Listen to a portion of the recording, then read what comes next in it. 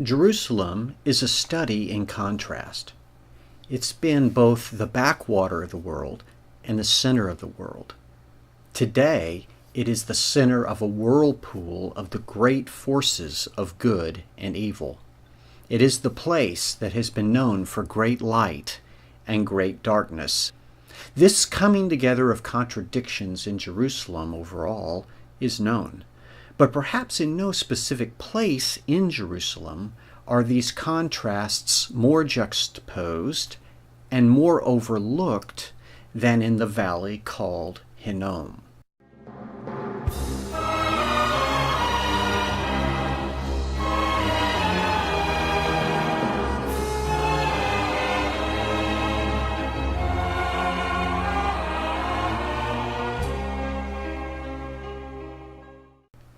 The Hinnom Valley is one of the three primary valleys that forms Jerusalem today.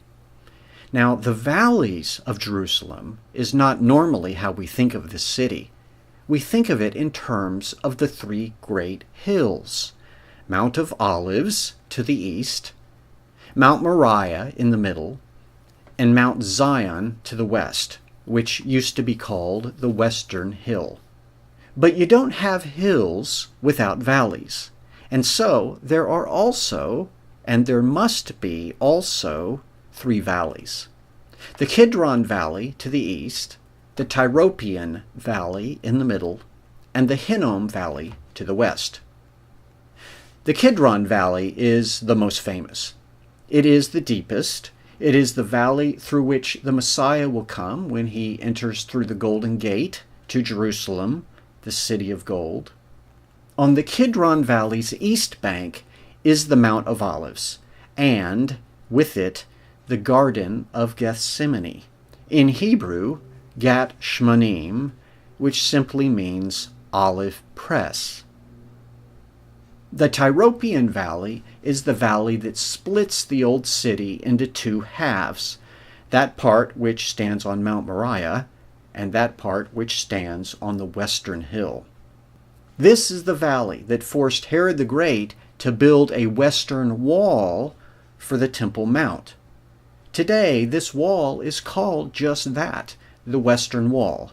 It's also known as the Kotel and also the Wailing Wall. Without the Tyropoeon Valley, the Jews would not pray in what is today their holiest place of worship. They worship in a valley today.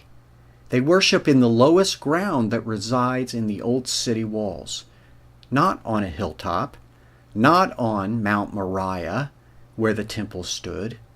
Even today, this valley and the worship that happens in it is a reminder of the long Jewish exile.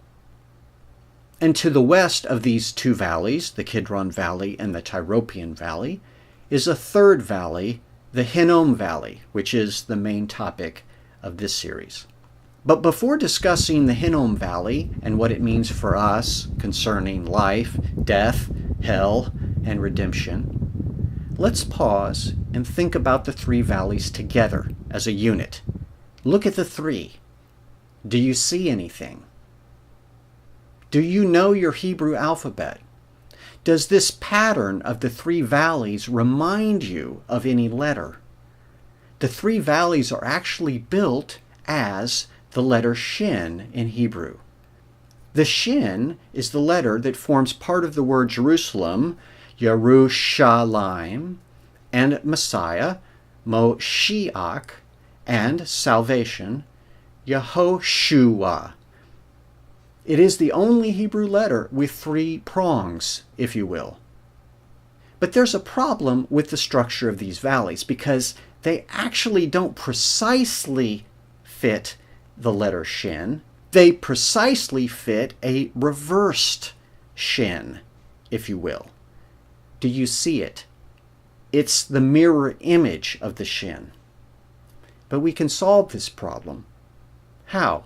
Instead of looking from above, let us go down deep into the earth and look back up at the sky. In that case, the portrait of these three valleys forms the letter Shin perfectly.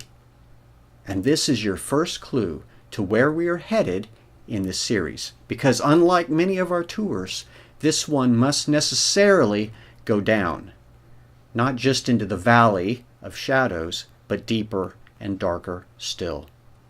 We are essentially going to hell and back, because that is where our story takes us.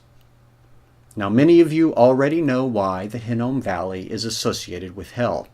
But even if you do, you might find some perspectives in this series that you hadn't considered before. And that is exactly what constitutes an adventure versus a tour. In an adventure, you don't know what might happen or where you might end up. The adventure into the Hinnom Valley begins in our next segment. Until next time, this is Bob Odell from Root Source saying, Shalom.